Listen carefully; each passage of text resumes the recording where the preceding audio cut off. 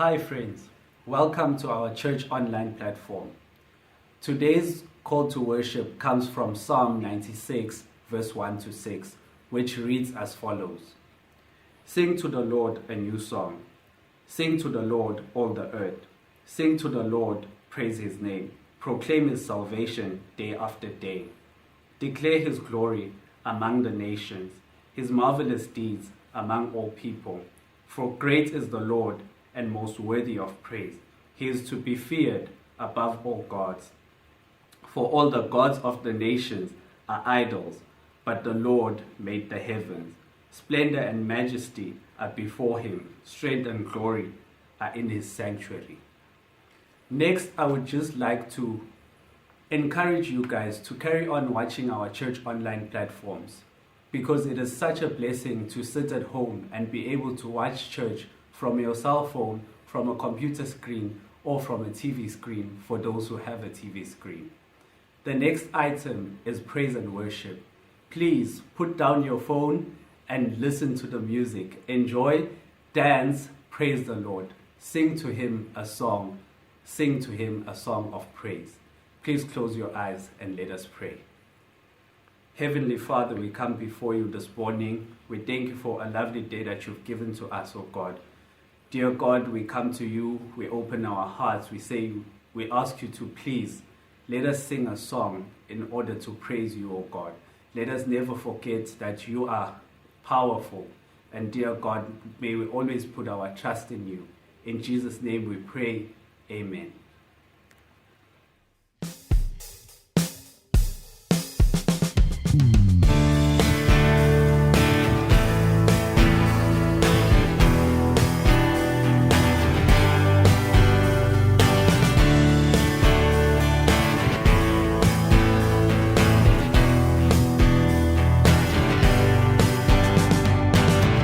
Don't let my love grow cold.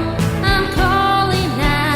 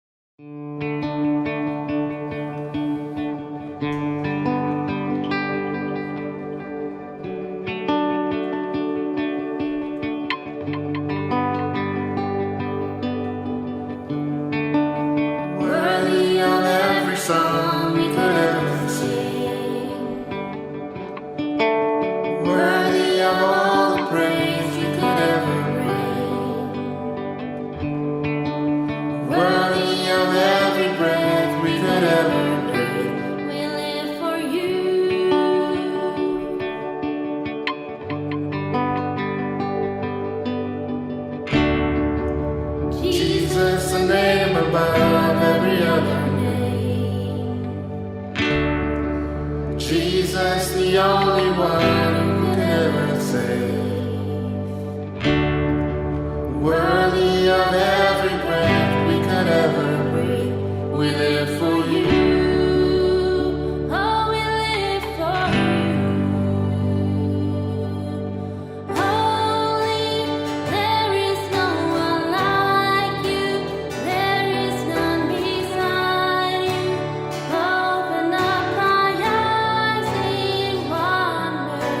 Show me who you are and fill me with your heart and lead me in your love to those around me.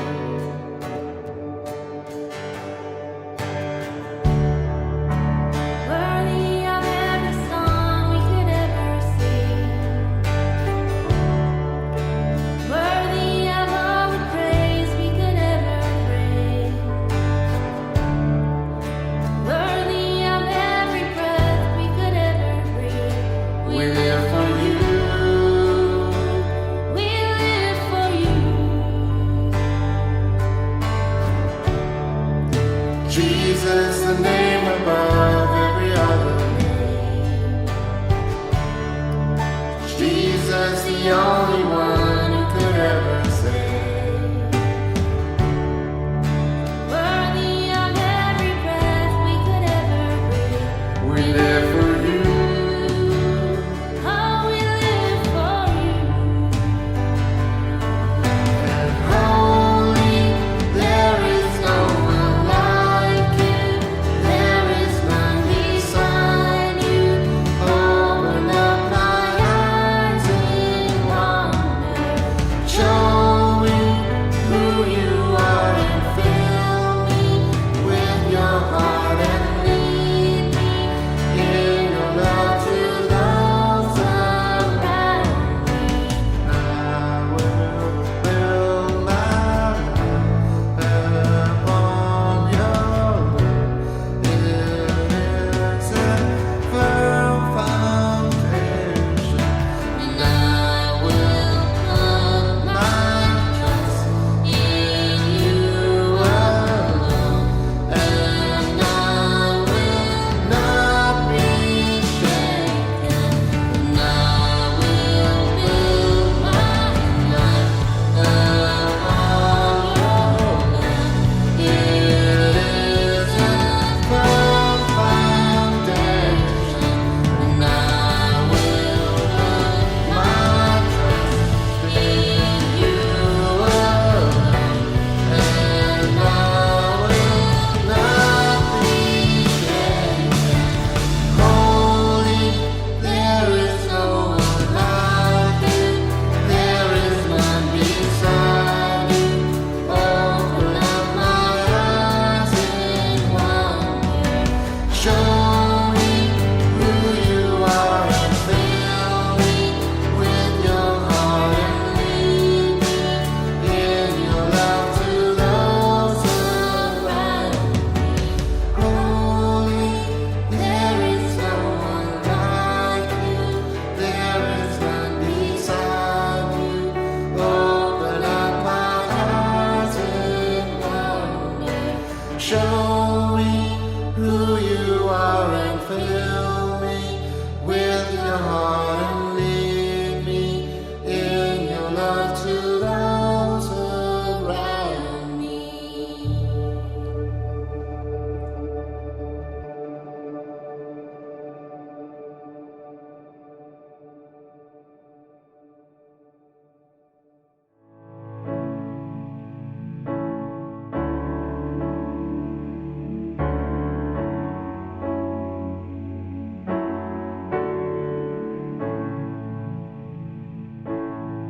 In the crushing, in the pressing, you are making new wine.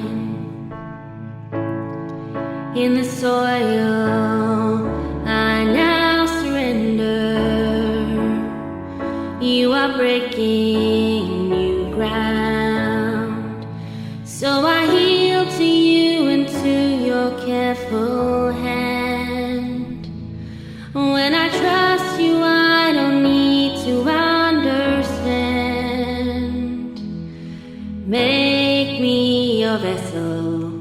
Make me an offering. Make me whatever you want me to be. I came here with nothing, but all you have given me. Jesus, bring new wine out of me.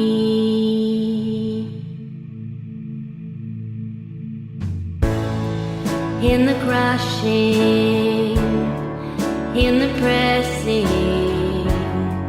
you are making new wine.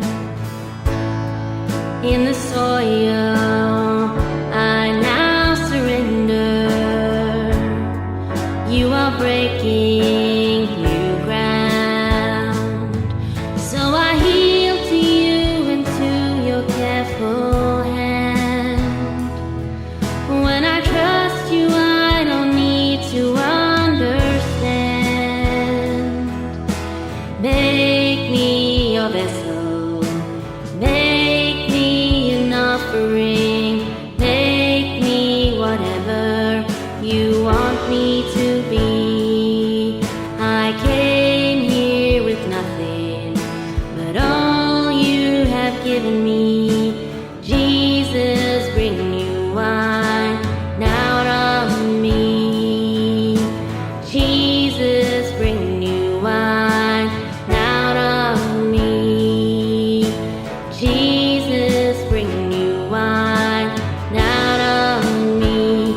'Cause where there is new wine, there is new power, there is new freedom. The kingdom is here.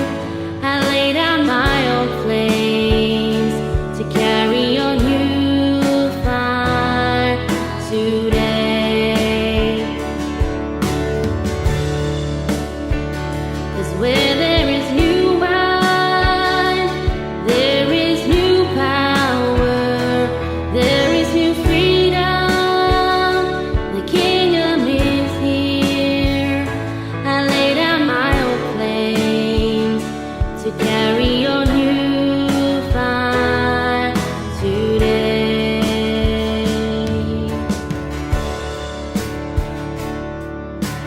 Make me your vessel. Make me an offering. Make me whatever you want me to be. I came here with nothing, but all you have given me. Jesus, bring new wine out of me. Jesus, bring new wine out of me. Jesus, bring new wine out of me.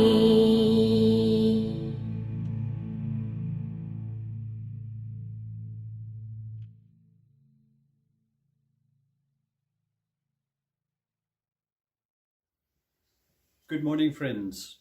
I hope you have had a good week and that you will enjoy the service this morning. The readings today are taken from Judges chapter 6, reading from verse 11 to 26.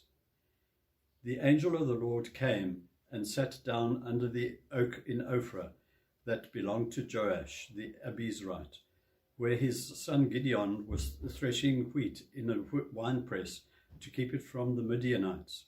When the angel of the Lord appeared to Gideon, he said, "The Lord is with you, mighty warrior." "But sir," Gideon replied, "if the Lord is with us, why has all this happened to us? Where are all his wonders that our fathers told us about when they said, 'Did not the Lord bring us up out of Egypt?' But now the Lord has abandoned us and put us into the hand of Midian." The Lord turned to him and said, "Go in the strength you have and save Israel out of Midian's hand. Am I not sending you?" The Lord, Gideon asked, "How can I save Israel? My clan is the weakest in Manasseh, and I am the least in my family." The Lord answered, I will be with you, and you will strike down all the Midianites together. Gideon replied, If now I have found favor in your eyes, give me a sign that it is really you talking to me. Please do not go away until I come back and bring my offering and set it before you. And the Lord said, I will wait until you return. Gideon went in, prepared a young goat, and from an ephah of flour he made bread without yeast. Putting the meat in a basket and its broth in a pot, he brought them out and offered them to him under the oak. The angel of the God said to him, Take the meat and the unleavened bread, place them on this rock, and pour out the broth. And Gideon did so. With the tip of the staff that was in his hand, the angel of the Lord touched the meat and the unleavened bread. Fire flared from the rock, consuming the meat and the bread, and the angel of the Lord disappeared. When Gideon realized that it was the angel of the Lord, he exclaimed, Ah, sovereign Lord, I have seen the angel of the Lord face to face. But the Lord said to him, Peace, do not be afraid, you are not going to die. So Gideon built an altar to the Lord there and called it, The Lord is Peace. To this day it stands in Ophrah of the Abiezrites. That same night the Lord said to him, Take the second bull from your father's herd, the one 7 years old. Tear down your father's altar to Baal, and cut down the Asherah pole beside it. Then build a proper kind of altar to the Lord your God on the top of this height, using the wood of the Asherah pole that you cut down after the second bull was a burnt offering. Let us pray. Dear Heavenly Father, thank you again for another week that has passed us by, Lord. Thank you, Lord, for the days, the rain, the beautiful sunshine. Lord, just please be with all those who are on the front line, who are serving the people of not only this country, but the people of the world, Lord, who are suffering from coronavirus. Bless them and please, Lord, keep them safe. We have heard of people who are fairly close to us, Lord, who have got the virus and who are battling to be cured. Lord, just bless them and be with them. Be with us now, Lord, and open our hearts, ears and minds to your word that Dean is going to be preaching to us this morning. Bless each and every one of us now as we listen to your word from Dean. Through Jesus Christ our Lord. Amen.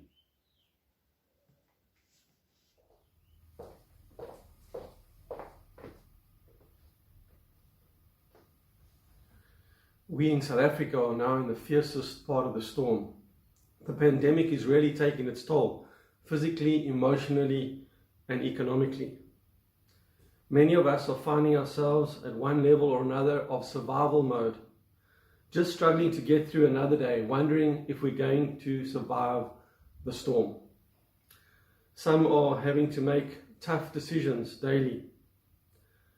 I titled our new series, Build On.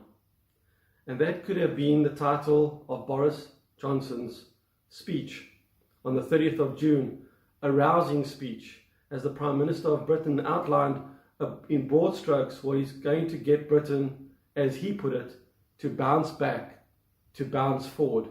You've got to love that rhetoric. And it all revolved around a £5 billion spend on building projects.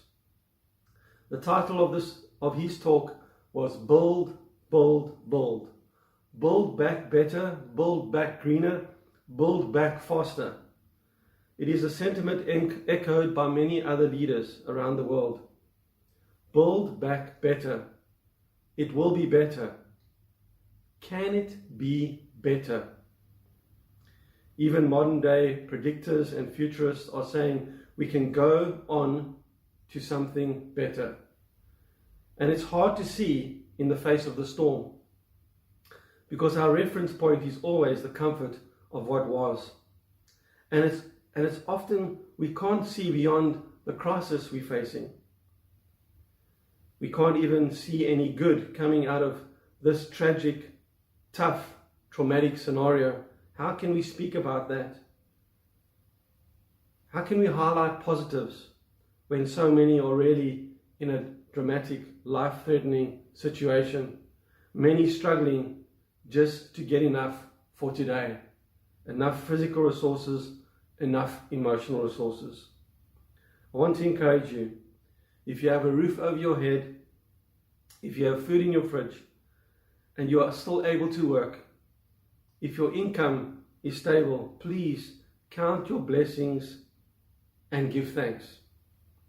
It is a primary way of instilling positivity into your life, giving thanks. But secondly, give. If you are able to give, share where you can. Let's develop those two attitudes. Develop the attitudes of gratitude and generosity. You can make a difference. They are both life-giving actions. So if we turn to the text, Israel are in a tough place. And yes, part of the reason is that they were serving foreign gods. They had neglected the Lord's ways, done their own thing. But they are really in a tough place. It's been 7 years, not 114 days, 7 years of day-to-day struggle, 7 years of hiding out, surviving. Israel was overrun by the Midianites. The Midianites had taken over their land. They used to raid regularly, taking their crops and livestock. The Israelites, God's people, are literally hiding out in caves in the mountains, while others are trampling their crops. Can you imagine seeing others taking what you have spent time nurturing, time and energy building up? Can you imagine losing what you've worked so hard for? I know some can relate in 2020. We're feeling robbed by this virus. I'm not just talking about economic opportunities. It could be relationships. It could even be physical health. Judges 6:6.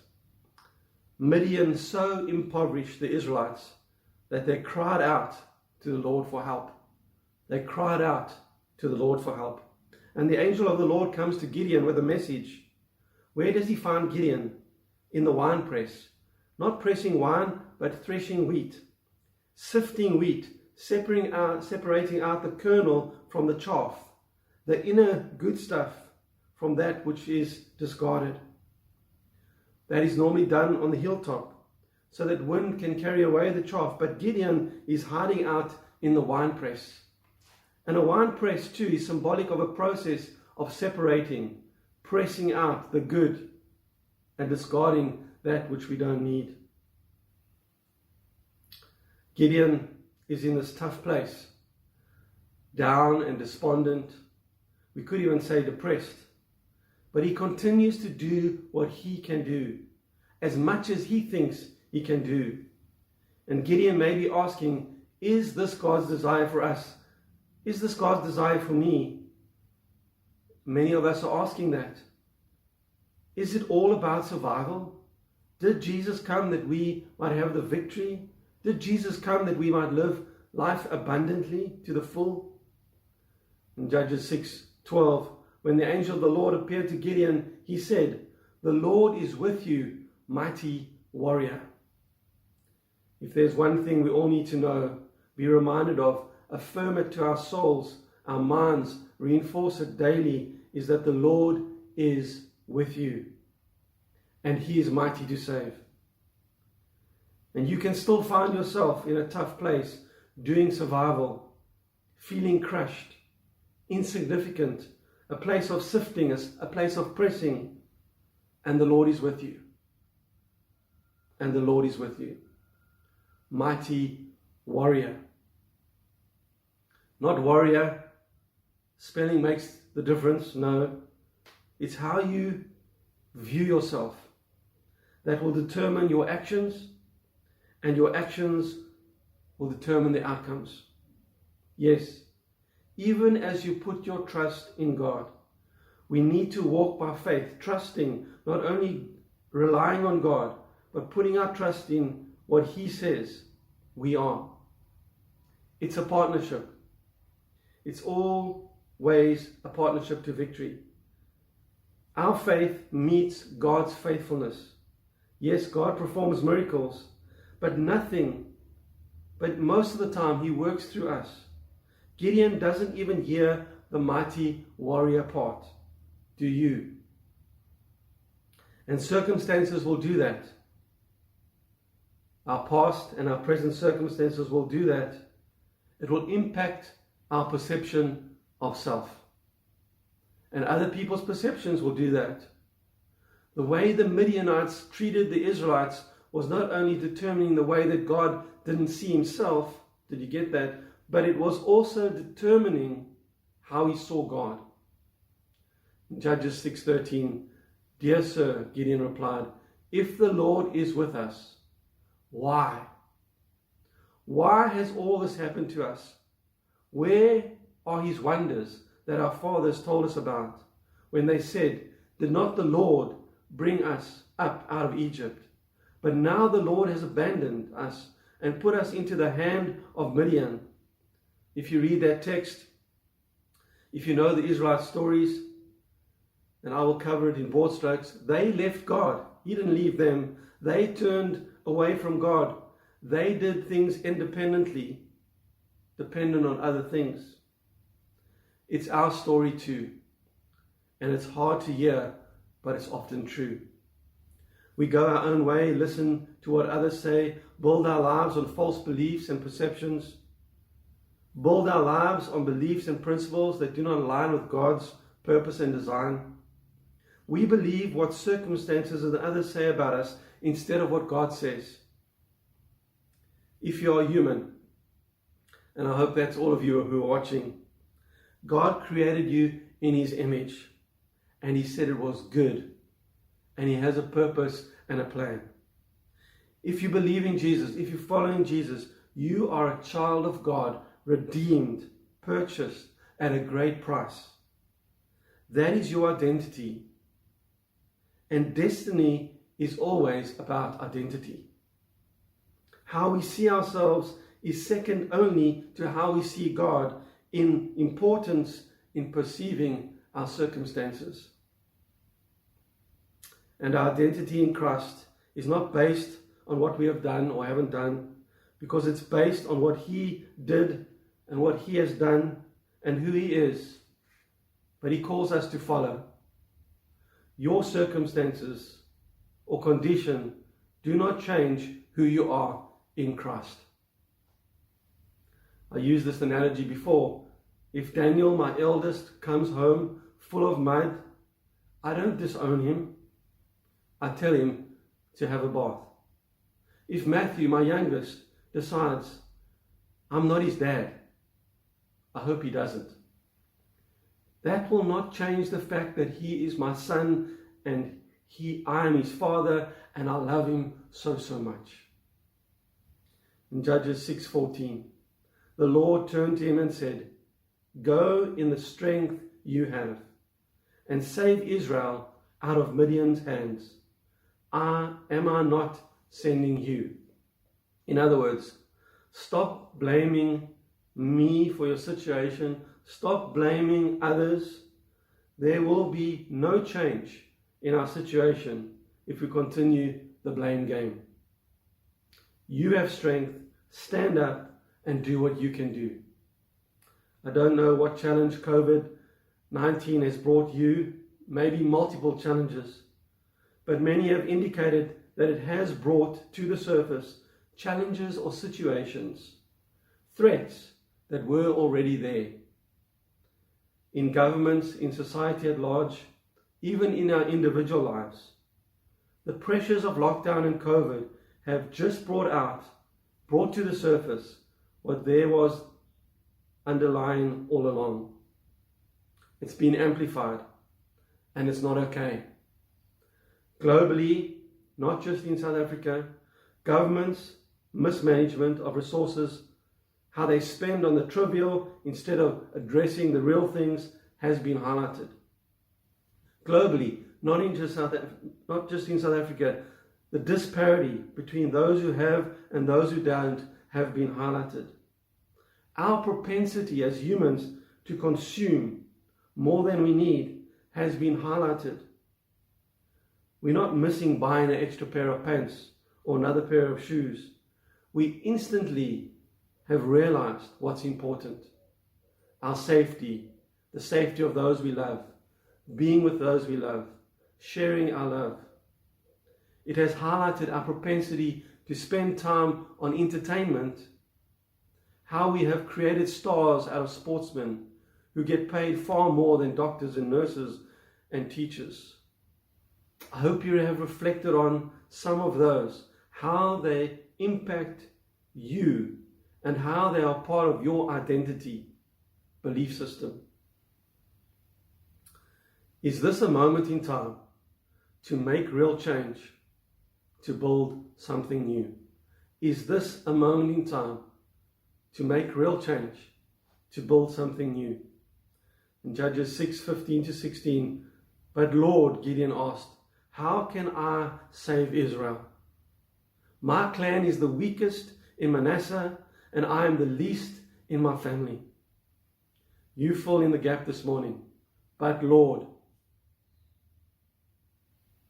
has COVID-19 lockdown, 114 days, highlighted for you something that you need to address in your individual life, in your personal relations, in your business dealings, in the broader society that you're living, the way you consume, prize certain people and things, maybe even a deep belief system, and you respond, but Lord, how can I address it? Can it be better? Can we build back better? The series is going to be called Build On. I hope you will journey with us. Gideon responds with excuses and hiding. The Lord answered, I will be with you, and you will strike down all the Midianites together. I can't go into all the detail. I encourage you to go and read it. But Gideon has to be convinced by God through a number of miracles. But once he has that revelation of who he is and that God is with him, he follows God's instructions. And they're not very rational instructions, and they're really challenging. I encourage you to go and read Judges 7. They really stretch his faith. God whittles down Gideon's army from 32,000 to 300, and they defeat the army of 135,000. And Israel is set free. They can build and rebuild their homes, their lives. They can bounce forward. God brought about victory. Gideon led the army. I'm going to say that again. God brought about victory. Gideon led the army. It was a partnership. We follow. But what was the victory built on? There were two things, and I already stated them. Two beliefs. Number one, God is with him. God is with us. And number two, I am who God says I am. It's a revelation of identity. In Judges 6:22-24, when Gideon realized that it was the angel of the Lord, he exclaimed, Ah, sovereign Lord, I have seen the angel of the Lord face to face, but the Lord said to him, Peace, do not be afraid. And that do not be afraid comes up, some say 365 times in the Bible. Do not be afraid. You are not going to die.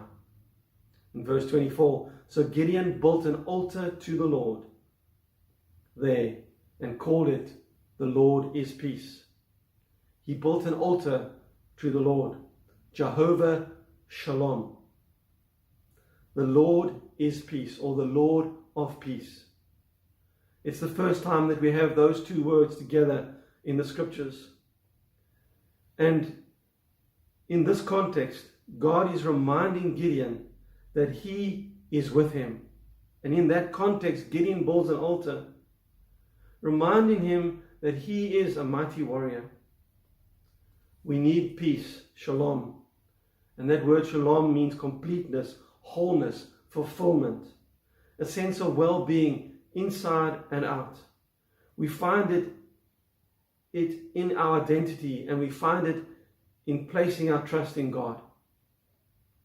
And we place our trust in Him by standing up and addressing that which we need to in our personal lives.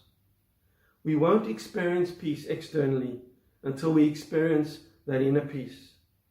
Change has to happen on the inside before it will happen on the outside. Gideon builds an altar to Jehovah Shalom. And that is the starting point, acknowledging that our lives are in His hands. But there's more. One of my family's favorite shows at the moment, a reality show on the TV, is The Block, Australia. Teams are given spaces, a flat to renovate, to refurbish room by room. And there's a whole lot of drama. Teams can't even decide on the furnishings themselves between two people. But each room starts off by tearing down. In other words, removing everything that is there. It's hard work. It's consuming, but it's necessary.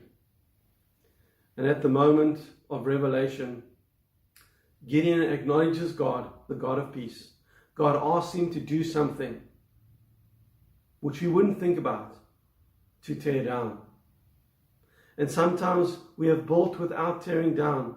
We have added what we felt God wanted us to add to our lives.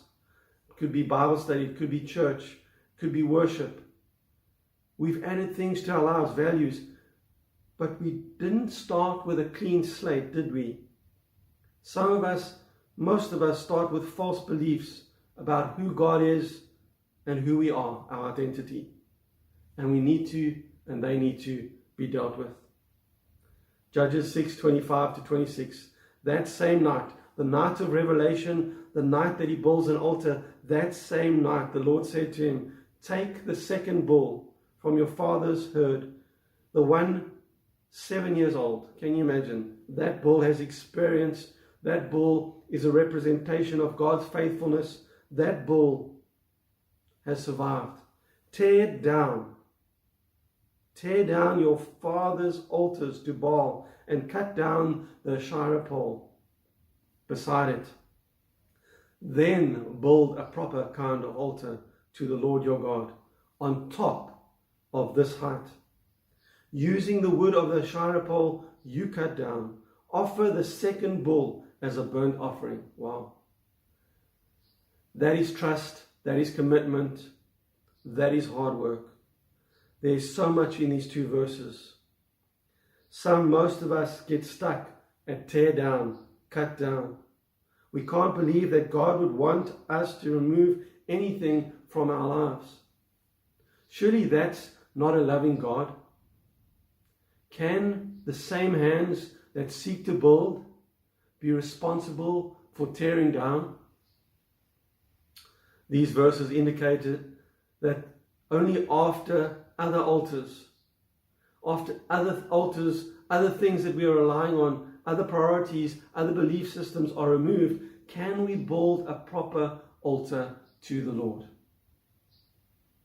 Notice the altar he has to tear down is his father's.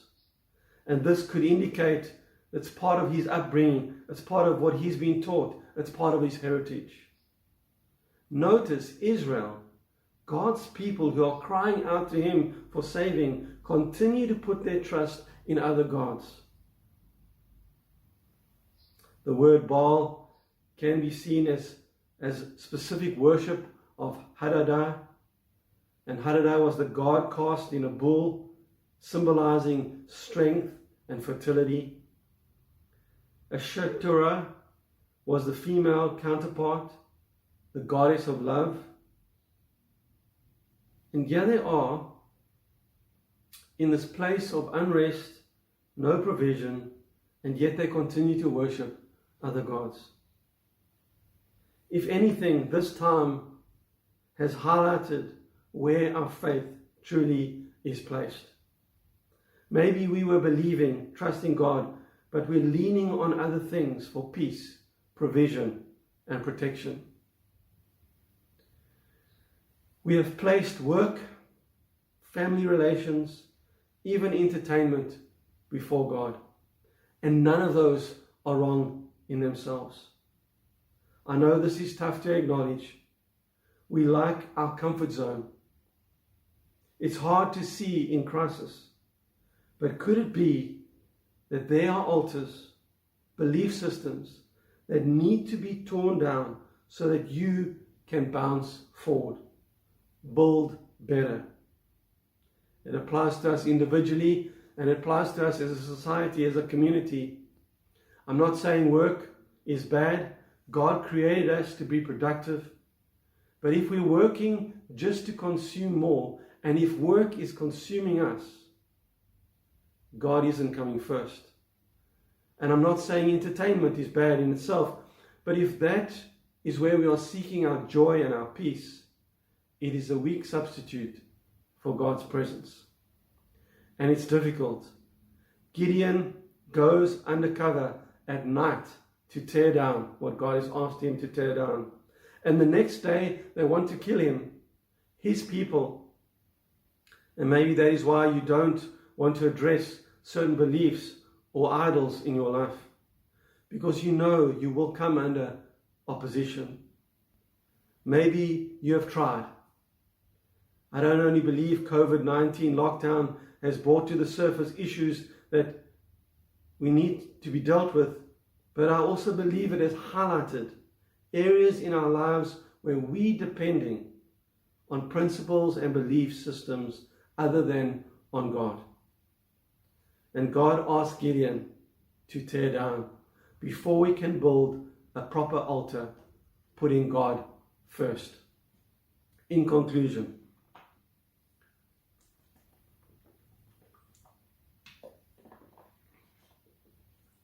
I know you don't like this message. I don't like this message. I even wrestled with this message. I even wrestled if this is the way I should really start a series on building.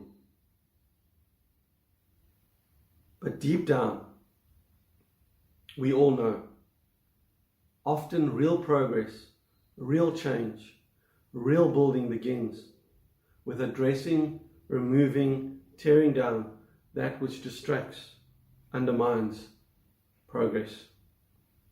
In Jeremiah chapter 1 verse 10, see today I appoint you over nations and kingdoms to uproot and tear down, to destroy and overthrow, to build and to plant. We don't see those going hand in hand, but they often do.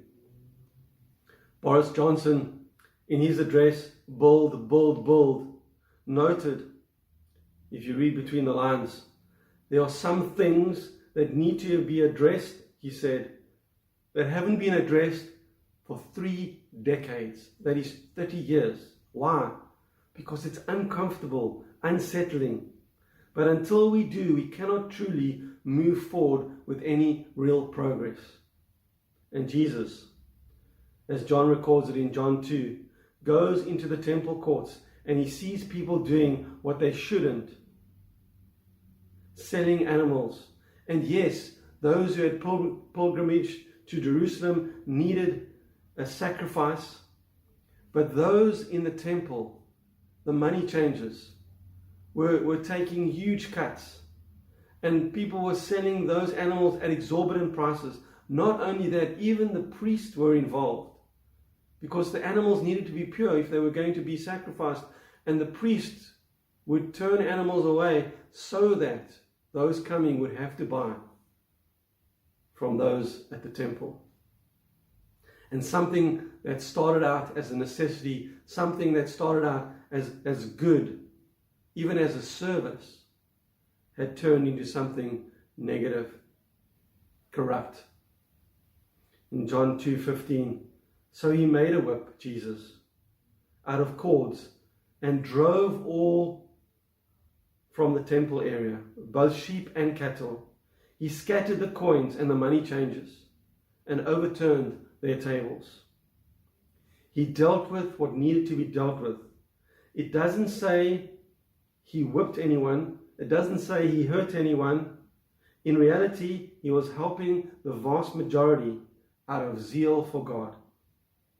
And if you have been in church, if you grew up in church, you will know that that is not where the change ended.